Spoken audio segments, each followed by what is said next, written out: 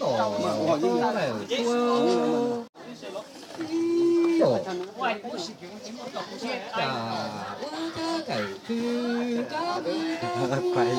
Thanh cảm à.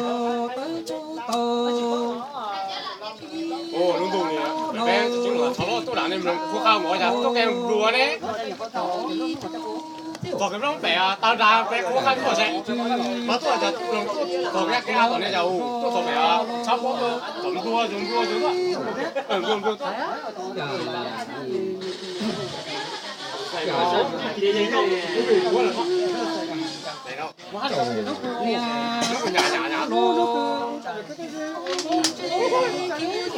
Ở chỉ còn nằm ông tung to, ô tiền cái tôi chờ này đâu.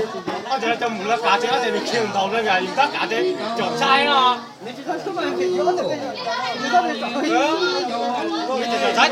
粒地咯。Có đại đến mê sinh nhật rồi rồi. Không thiếu rồi đó, chỉ còn là trong. Hả? Chỉ còn là trong một đứa. Sinh nhật rồi. Chứ là trong mấy xong mà sẽ là cái nó có học thì tay trong một chiều đấy. Đấy à? Ủa, phải chắc xe trộn của nó chung à? Giờ thứ là cháu mới chắc tôi làm một món đó. Rồi em là con tao rồi.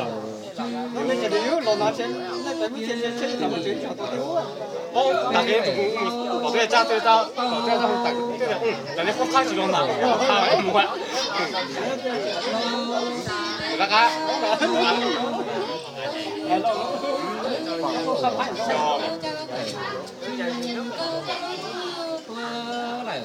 Sinh nhật đấy ở giữa mùa hát tao đi mà. Sử dụng đầu lên đầu chạy chặt